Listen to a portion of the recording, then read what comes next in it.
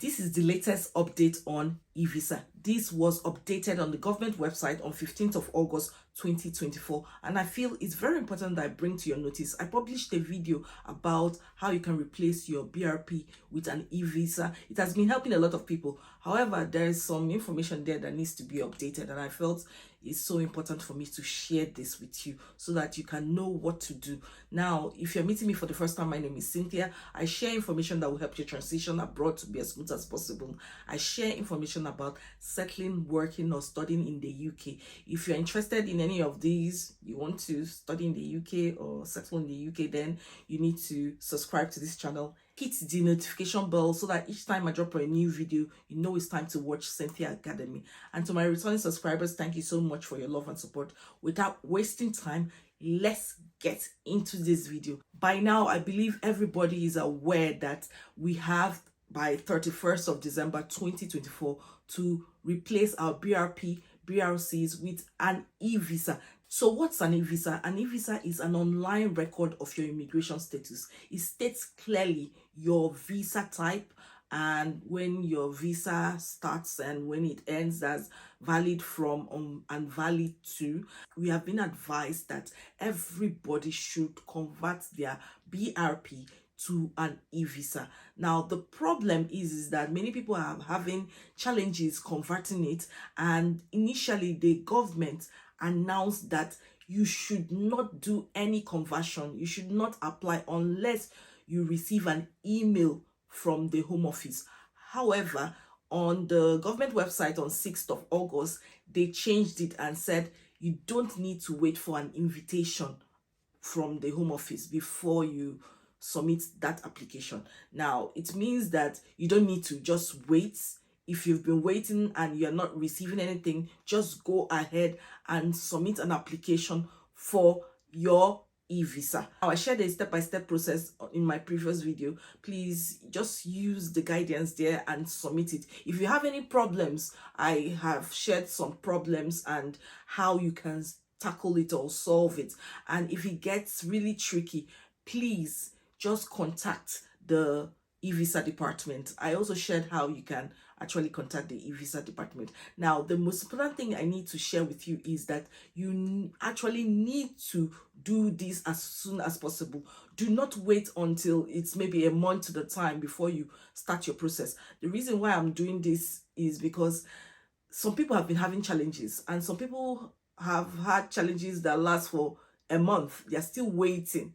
And I don't want you to be in that particular bottleneck. Some immigration lawyers have raised some concerns about the eVisa, and they feel that the Home Office should look into it because this could lead to a similar situation that happened in the previous time. I'm talking about the Windrush Scandal. It's still affecting so many people right now.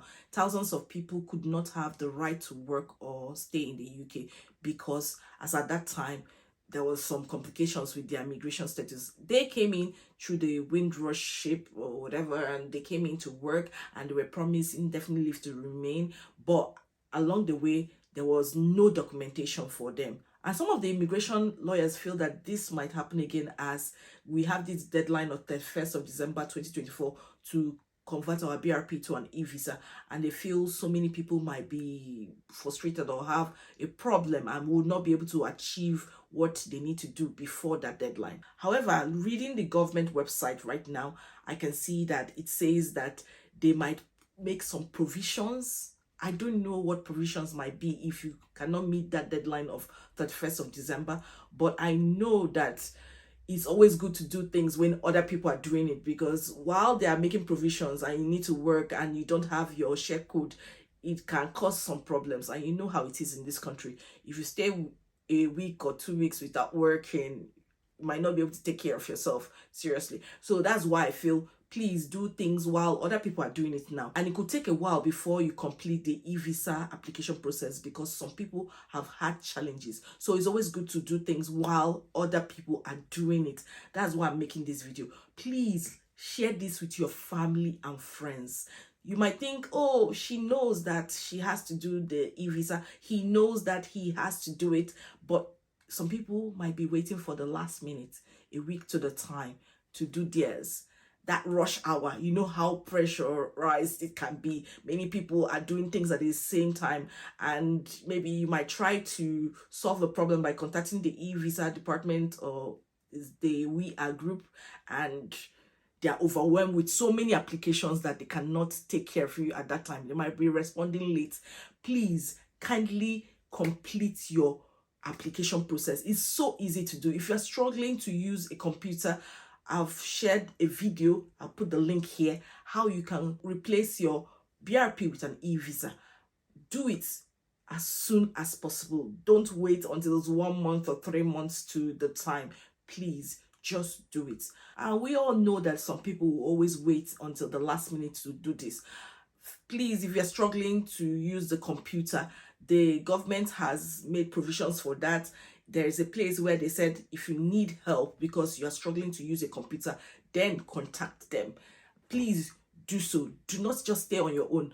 Do not just say, oh, I've been trying to do this with my phone and it's always saying wrong documents. I'm frustrated. Let me just leave it to the side. I don't want anybody to end up being stateless and not having a stay in this country. You know how it is. Without this particular eVisa, you won't be able to get your share codes for right to work. You won't be able to get your share codes for right to rent. If you leave the country without having your eVisa and your BRP expires, then you are going to be in trouble. What I mean is that you will need to show your eVisa before you come into the country, you know. And of course, we have been sharing with you guys that to travel, you might need to, you know, maybe find a way to have access to the internet when you are crossing the borders. I don't want you to be one of the people that have had the problem of that Windrush Scandal where they went back to Jamaica, and when they were trying to come back into the country, they told them they had no record of their stay on the system. I don't want you to go through that, seriously. So that's why I'm just raising this awareness that even if you have not had an invitation, because the government website on 6th of August said that if you don't have an invitation, you can start the application process. And some people have actually shared that they completed the process without receiving an invitation. So it means that it's likely to work out for you. Now, I'm also sharing that so many people are having problems, and some of these problems are being rectified. There are systems in place to help you to solve this problem. So it's so important that you start this application on time. Remember, I'm not an immigration advisor.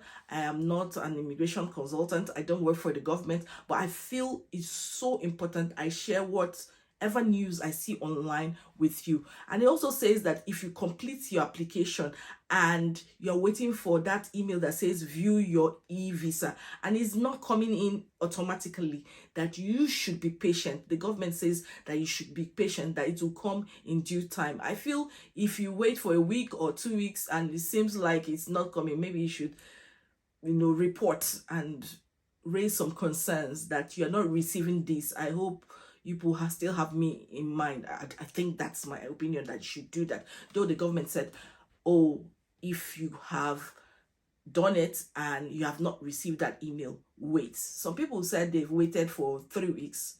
Some people waited for longer. I don't know, but just do what you need to do in order to make sure that everything is sorted.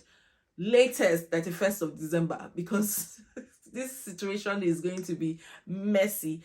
I know that some people might not be able to complete the process. Some people are just hearing it for the first time, you know. They're just hearing it for the first time that there is such a thing as an eVisa and you need to do what you need to do.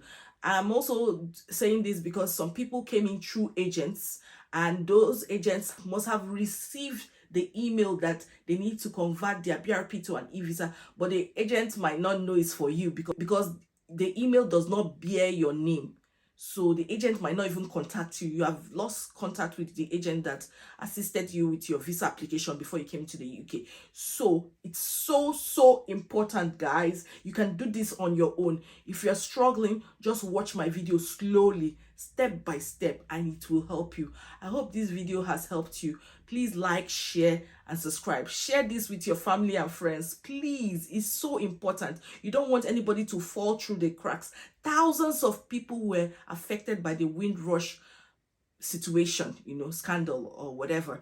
And I don't want you guys to experience the same problems. When your BRP expires, you might not be able to show that you have the right to work or settle or stay in the UK. And also, please do not cut your BRP when you are done with this application. Please keep your BRP even after it has expired. The UK government said you should keep your BRP so that you can, use it in future. You can never tell how you would need to use it. You can never tell.